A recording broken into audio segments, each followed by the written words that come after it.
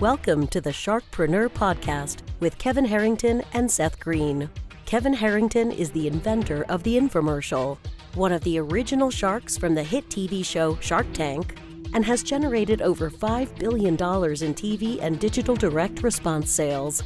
Seth Green is the world's first trusted authority on cutting-edge direct response marketing, a best-selling author, and the only 3-time Marketer of the Year nominee. On the podcast, Kevin and Seth interview sharkpreneurs who share straight talk on what it takes to explode your business. Do you want to become insanely successful? Do you want to be the go-to guru in your industry? Do you want to be talked about for all the right reasons? For over 40 years, Kevin Harrington has helped people just like you become significant influencers. Now he's broken the process down in the Key Person of Influence Roadmap, and it's yours for free. Just text KPI to him at 727-888-2100. Text KPI to 727-888-2100 right now and claim your free step-by-step guide. Text KPI to 727-888-2100 to get the recognition you deserve and experience the success as the go-to voice everyone listens to in your industry today. Welcome to the SharkPreneur podcast. I am your co-host, Seth Green. With us is Ed Mylett, our very special guest today. Ed is one of the premier business leaders, peak performance experts, and motivational speakers in the world. He has a passion for mentoring and coaching others on what it takes to become a champion in all areas of life. He has shared the stage and has very close personal relationships with other business legends such as Tony Robbins, John Maxwell, Phil Knight, and many others, including our very own co-host, Kevin Harrington. Hey, Kevin.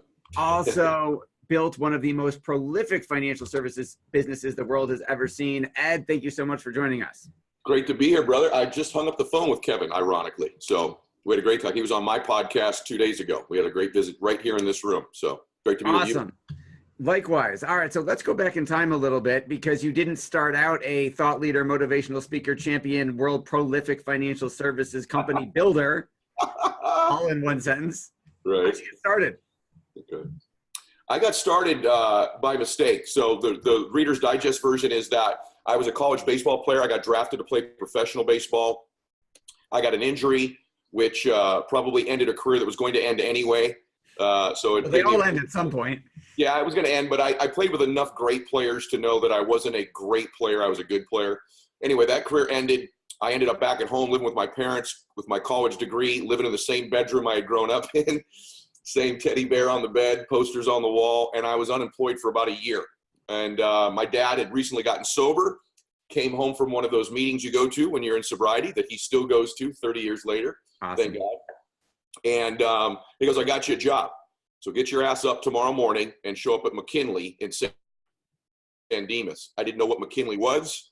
I show up there. I don't know what the job is. I walk in. I say, I'm here for the job. They say, what job? I say, I don't know. They said, who's hiring you? I say, I don't know. They said, that's the door. Come back when you know what you're talking about. And as I got to the door, I said, well, my dad says his name is Tim. And they go, there's a lot of Tims here, man. And I said, well, I know he's an alcoholic. And they're like, oh, drunk Tim. I know Tim. Oh, my God. Yeah. They go, he's in Cottage 8. And so what McKinley was, in short, it's a campus group home for boys. The boys there are all wards of the court.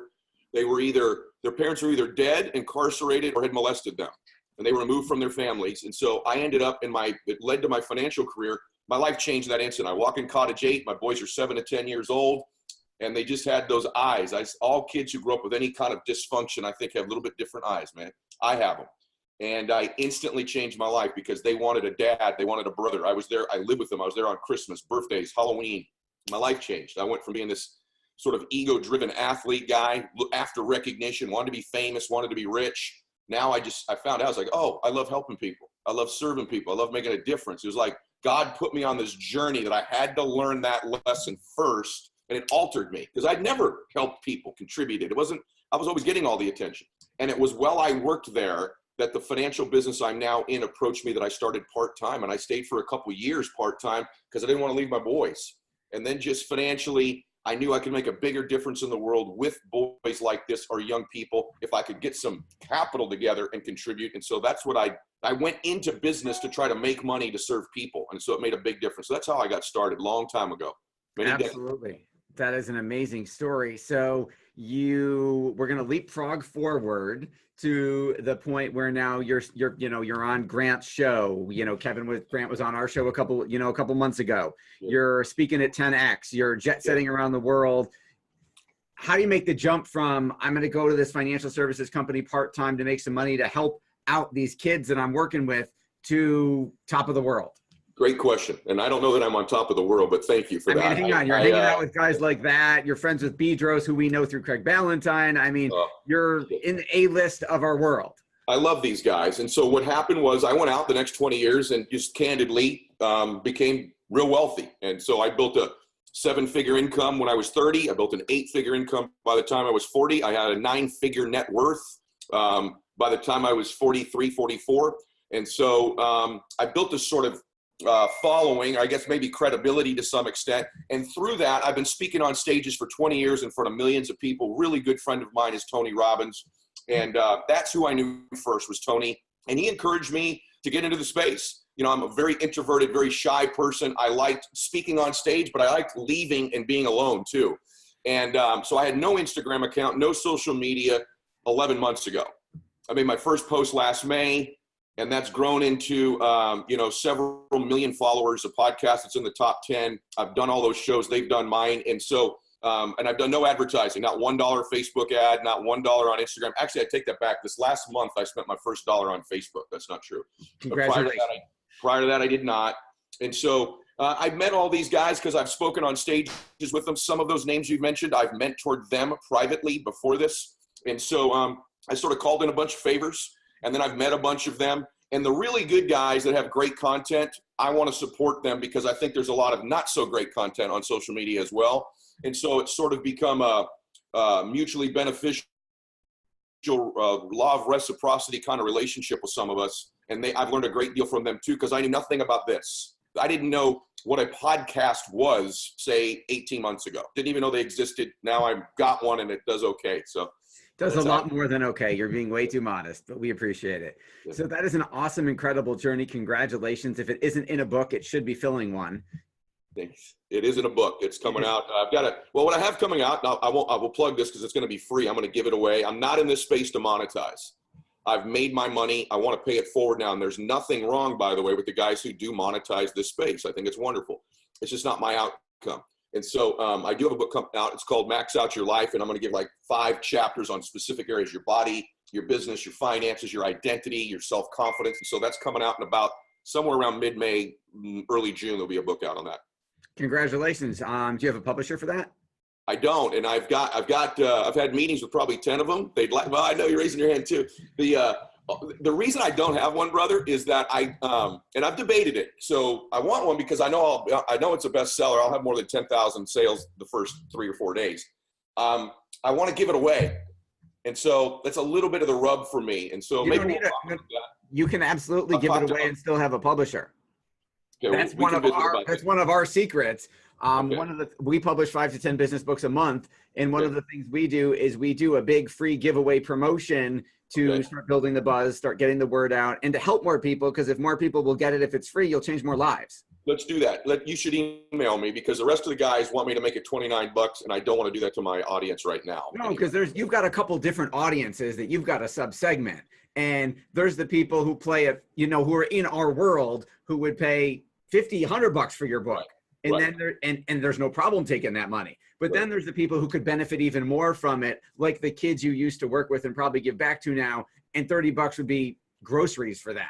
You're reading my mind. That's exactly who I want to get the hand. Here's the brother. We may work well together because that's who I want. I want everyone to have the book, but I really want young kids to be able to get their hands on this stuff as they're learning stuff they're not going to use in school the next. Well, they're not getting taught it in school. I've been a professor, an adjunct professor of marketing because there was no direct response marketing class at any college I could find.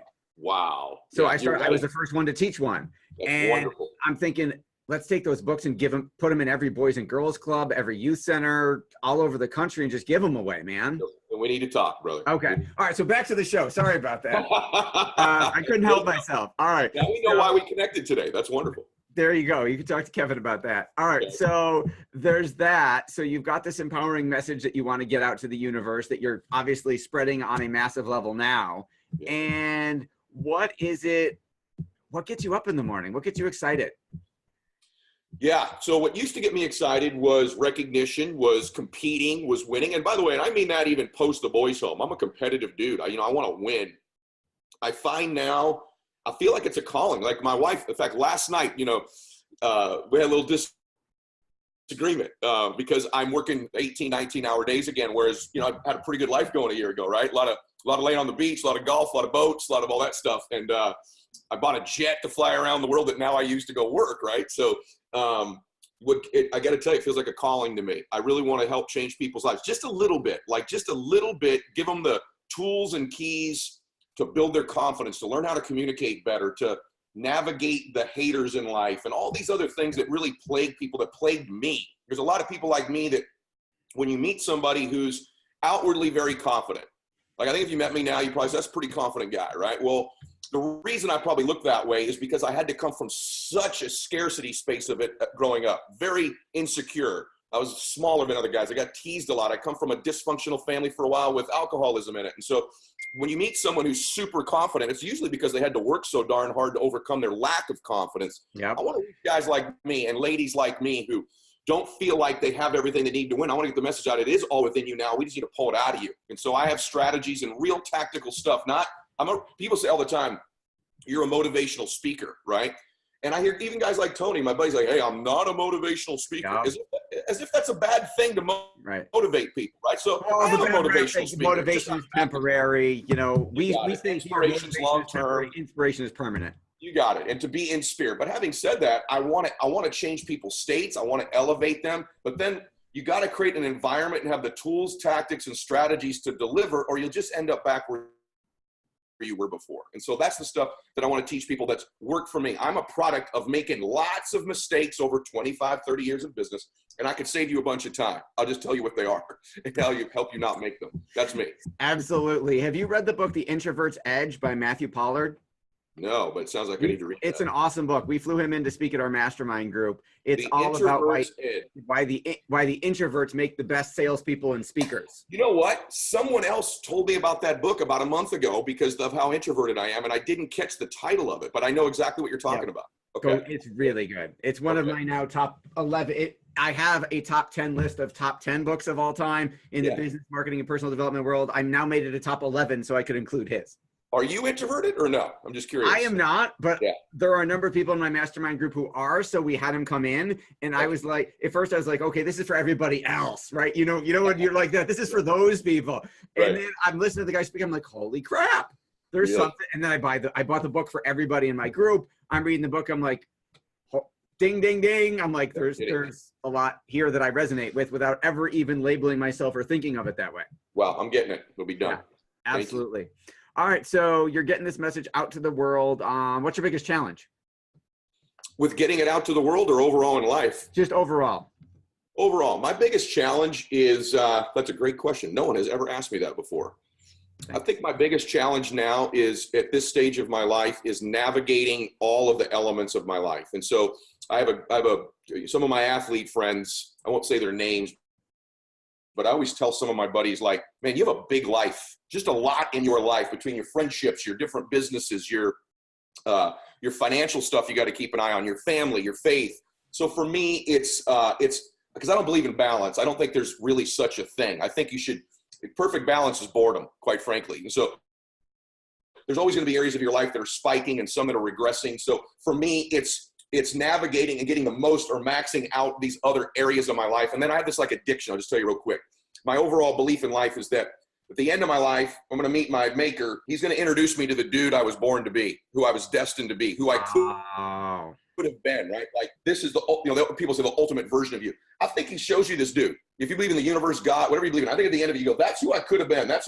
This is the journey I could have taken, the people I could have helped, the places I could have seen, the experiences I could have had, how I could have felt about myself.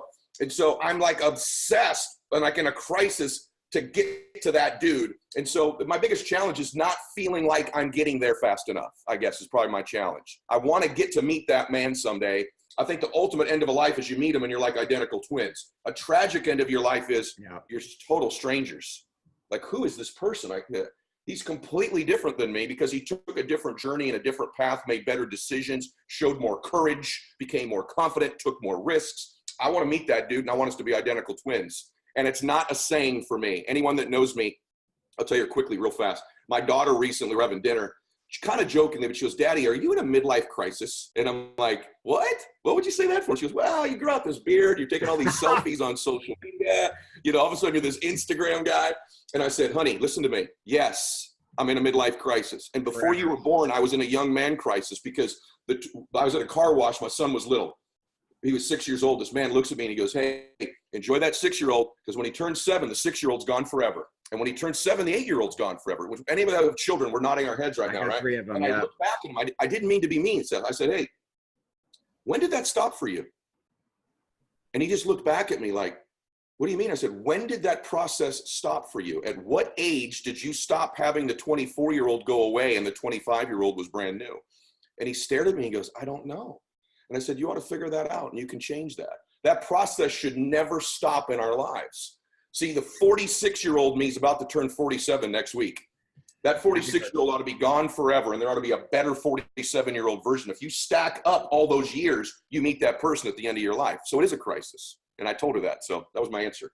That's beautiful, man. I can't follow that. I got nothing. So no, I'm in a midlife crisis, and I was in a young man's life crisis. Yeah. And you know what? I'll be an old man in crisis too, I hope someday. Yeah. I'm in a crisis to get to that next better version of me, just like the 6-year-old sheds himself and becomes a 7-year-old. That's such a good reframe. It really is. Yeah. And we ought to ask ourselves, listening to this, when did that stop for us? Or when did it slow down? Is the 35-year-old me that much different than the 33-year-old me? Or are we too similar? You know, am I really growing and changing and expanding? Or am I kind of existing with once in a while I get a little better? That's not a great life. A great life is— If you don't have a talk, book, info product course on that already, you need to. You need one. I like how you think. Thank you. I know your time is super busy. Thank you so much, Ed, for joining us. For all of our folks who are listening, resonating, and say, "Man, I want my 44-year-old to be better than my 43-year-old," or whatever age they are at. Where do they go to either get on the list to get the book when it comes out, to go follow the podcast, the social media? Where is the hub of all things Ed? There you go. EdMylett.com, which is EdMylett.com, or my Instagram or YouTube, any of that stuff you'll find. Probably the best place, my website. Get on the email list there. We'll get you the book when it comes out. Thank you, man. Awesome. And then we will, we'll have to have you back another time when we got more time, because we have a separate financial services edition of the podcast. Yeah. So love to talk to our financial guys about what you did with WF. Yeah, and get a hold of me about the book.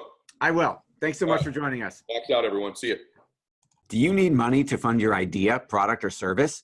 Are you ready to take your business to the next level, but need capital to get it done? Kevin Harrington has heard more than 50,000 pitches and knows how to help you make the perfect pitch to get the funding for your entrepreneurial dream. He's distilled the process down in his perfect pitch cheat sheet, and it's yours for free. Just text PITCH to him right now at 727-888-2100. Text PITCH to 727-888-2100 right now and claim your free perfect pitch cheat sheet. Text PITCH to 727-888-2100 to start funding your dream today. This show has been produced by Market Domination, LLC. To discover how you can have your own show completely done for you and turn it into a real published book and become the authority in your marketplace, go to www.marketdominationllc.com/podcast offer.